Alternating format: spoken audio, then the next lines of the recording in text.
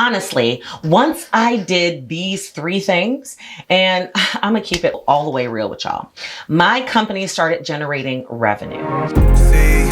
CPTV, you an entrepreneur, I got what you need.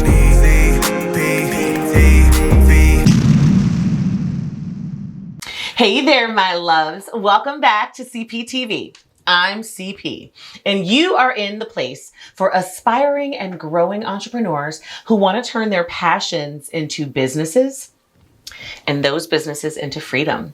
If that sounds good to you or like you or something that you want, then go ahead and subscribe, because this is the channel for you. Every single Tuesday, I'm giving you the training on the step-by-step business processes that you can implement immediately into your business journey and into your life so that you can get to that level of entrepreneurial freedom that you dream about, that you deserve, and that you desire. It's amazing. So you heard me. Go ahead, hit that subscribe button, stick around and click that bell so you don't miss any of it. And of course, if you like it, then show me, smash that like button, share this video, tell me what questions you have for me in the comments below. I do look at them. I love reading them. I love responding to them, especially in the first couple of hours after the video has been published. And believe me, I will respond when I can. So anyway, last week in episode 6, we actually discussed the 5 things that you need to set up to establish a basic business structure for your business in order to make it successful and in order to skyrocket it to the top of those dreams of yours. And today, I'm going to dive a bit deeper into one of those things, one of those 5 areas, and that's finances. I get a ton of questions about financials, specifically how to get the funding that you need to establish your business. And honestly, this is a topic that I have avoided over the years, and I've avoided it because I think that my beliefs and what I did to fund my business is not the most popular or widely known opinion. There are a lot of people out there that do specialize in funding opportunities for startups, and I love them. I watch them, and they will give you lots of tips and tools surrounding getting loans and securing grants and establishing your business credit and all of those amazing things. And while I do have an opinion on all of those things, and I do have some insight into them, I've used various ones of those things, those tidbits of advice always make me wonder, but how do startup entrepreneurs really get there? You know, to the point where you can actually pursue those loans and get those credit lines and actually secure those grants. Because the reality is, in my experience, oftentimes when you're getting information like that, there's holes in it. There's missing tidbits. And specifically, how can you get all of those things, right? What starts first? How can you get the very basic money that you need to set up your business and even get it started?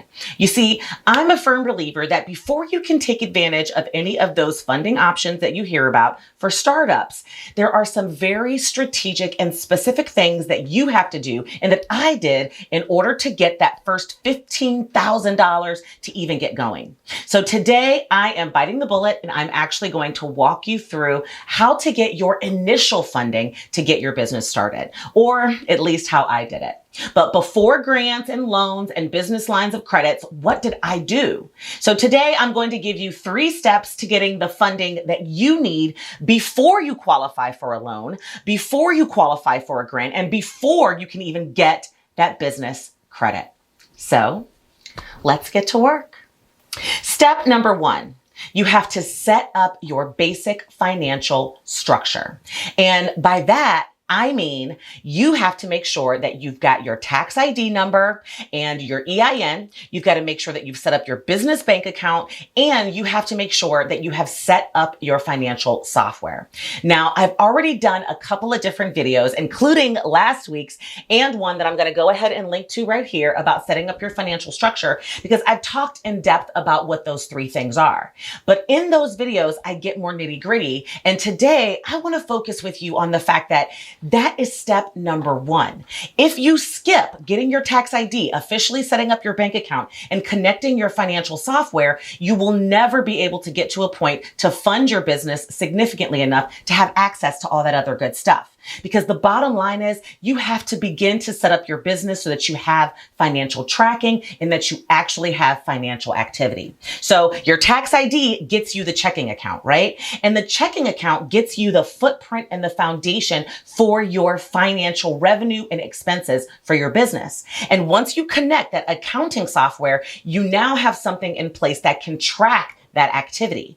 Those three things is what you need in order to begin to see financial activity in your business. And the only way that you're going to be able to upgrade yourself and get loans and get grants and get business credit is if you can show proof of that financial activity. Well, you can't pull and provide P&L statements. You can't pull and provide, projections or budgets, which some of those places, in order to get access to that money, they're going to ask you for that. You can't even get a grip on how much to ask for if you don't set up your basic financial structure so that you can begin to see your financial activity, track how much money you have coming in, and see how much money you have going out. So the first step in getting the funding is setting up the structure so you can generate that revenue and track what you do in your business about your money and about your expenses. Now, step number 2, have a budget and a good grasp on your estimated expenses. So a couple of episodes ago, I did a training on how to do your research. And in that research, I'm talking about the very important things that you have to research when you're starting your business. And I talk about researching the costs and setting up your very first business budget. You have to be able to estimate how much this business is going to cost in order for you to begin to secure and set aside the funding. It's basic math, right? You go out there and you're looking for a job, a 9-to-5. I know it's a dreaded word. I shouldn't have said it because it's CPTV and we don't be talking about no 9-to-5s. But let me go ahead and use this as an example so everybody can understand where I'm coming from. All right. You go out, you get your 9-to-5, and you base what you accept as income or as payment from that 9-to-5 based upon how much money you have going out every single month, right? So in order for you to know if your job is paying you enough money to do that job, you have to know how much your living expenses cost and if this job is even going to help you cover those bills. It is no different for your business. If you have no idea and you have not done any work towards being able to estimate what your business costs are going to be, you have no idea how much funding you even need to secure. So in your mind, you could be thinking, oh my God, I need $300,000 to start this business, because if you've never been an entrepreneur before, that's a legit belief and maybe an assumption. Oh my God, it's going to cost me hundreds of thousands. But if you really sit down and do your due diligence and take a look at that video that I'm going to go ahead and link to right here and do your research and figure out what your estimated costs are going to be for your business, until you do that, you'll have no idea how much money you need or if you can even afford to start the business. So you have to be able to estimate what those expenses are going to be and put a budget together to give yourself a good idea of what you actually need. Let me give you a really good example. In my very first business, I did not budget. I had no idea what the business was going to actually cost me. And so I was really using my personal money a lot to spend business money, right? To pay for business stuff. And psychologically, it messed with me because I wasn't really keeping track of things. And ultimately, I set aside a budget. When I began to actually say, okay, let me keep track of what this is really costing me, I was able for the following year to put together, or the following business, I should say, put together a budget that said, all right, the first year that I have in business, it's only going to really cost me around $12,000. Wow. If my estimations are correct, $12,000 is what I need in order to get this business off the ground. That means I need about $1,000 a month. Once I broke it down, it became so much more manageable and so much more possible, and gave me so much more hope about how long I was going to have to stay at my 9-to-5, if I could leave my 9-to-5, and when I would actually be able to begin to build my business. So that budget step really did change the game for me, because it gave me a real true figure to shoot for, and it made me understand that I could get it done. And step number 3, which is where I kind of get outside the box from everybody, is to personally contribute revenue. And that means you will have to make regular cash and credit contributions to your business. Yes, you, my love, are your primary funding source.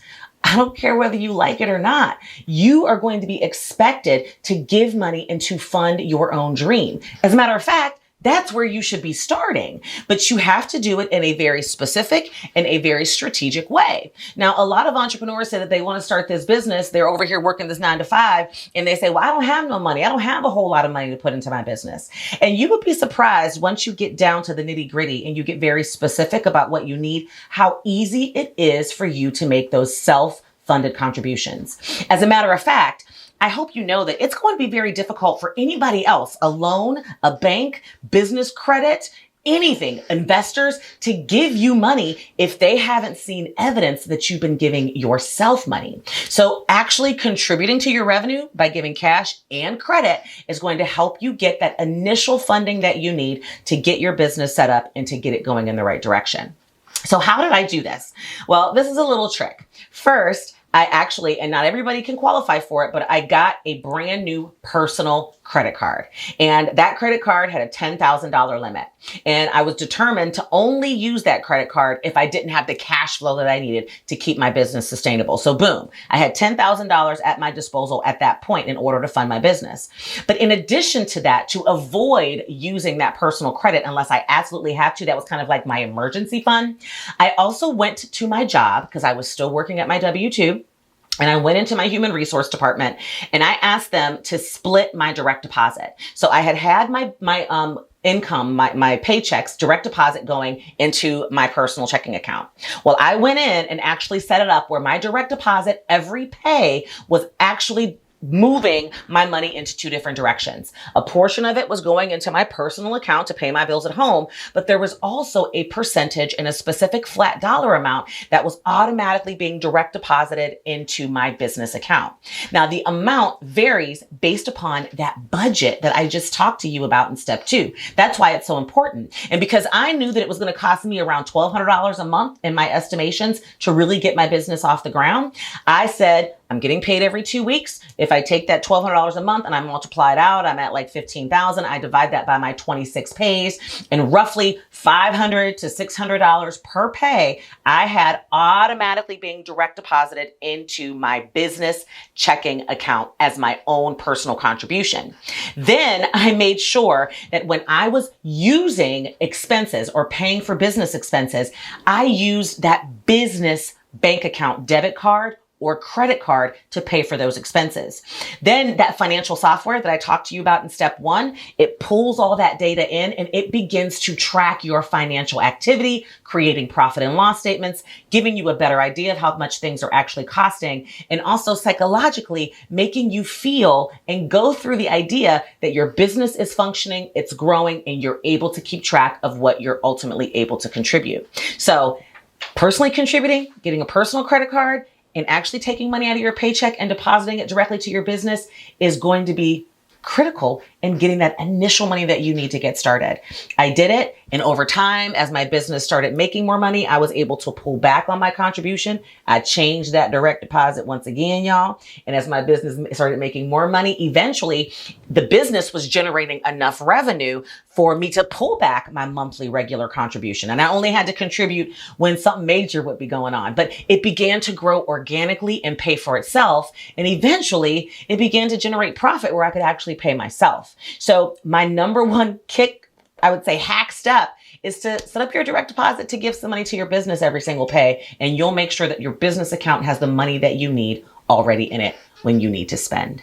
Honestly, once I did these 3 things, and I'm gonna keep it all the way real with y'all, my company started generating revenue.